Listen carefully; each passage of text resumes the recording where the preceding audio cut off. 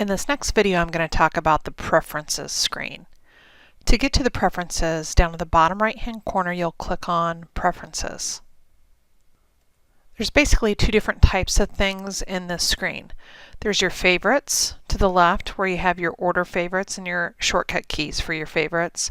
And there's where you can change your password. Now you can also change your password through Setup, Users, and Manage Users, but this is the quick way to do it if you just simply want to change your password to a different password. So if you wanted to change your password, you just click on Change Password. Now these are all of the rules for the passwords when you're creating it. Your password must be between 8 to 12 characters long, so no less than 8, no more than 12.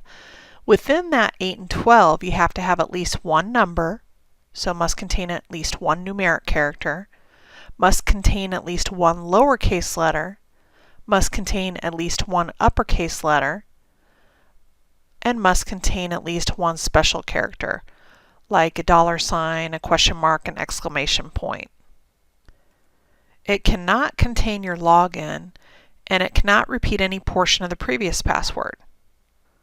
So what happens is every 90 days we ask you to change your password. So when you go to do that, it can't repeat any portion of that previous password. Because of the fact that we're real-time internet based, we have to provide this security for you. Just as if you were logging into your online banking, it's the same situation. There's security measures in how your ID and password, especially your password, is created with those types of things. So an example of a password, you still don't have to make it really difficult. You could still make it easy to remember. For example, you could do Rix1234 $. That's just an example.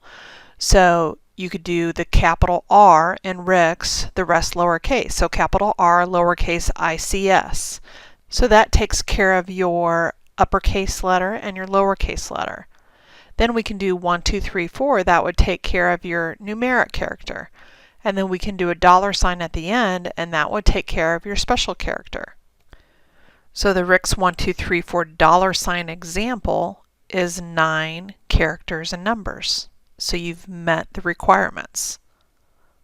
So you would just type in your old password, your new password, and then you would confirm your new password again and click on Change Password, and that would change it for you. Then the other part in the preferences is the favorites. So over here we have the order favorites list. These are all of your favorites. If you wanted to put Manage SKUs up at the top, you could click and drag this to change the order. And now the Manage SKUs is at the top. You can alphabetize. If you click on the ABC, that will alphabetize them in order from A through Z, or you can do it the other way around by clicking on the ZYX. If you wanted to remove all your favorites, you could click on Remove All. If you just wanted to remove one of your favorites, that's these red X's. If you click on that, that'll remove your favorite. If I wanted to reset it how it was, I could click on the Reset button, and that'll change it back to how I had it. And that is everything in the Preferences screen.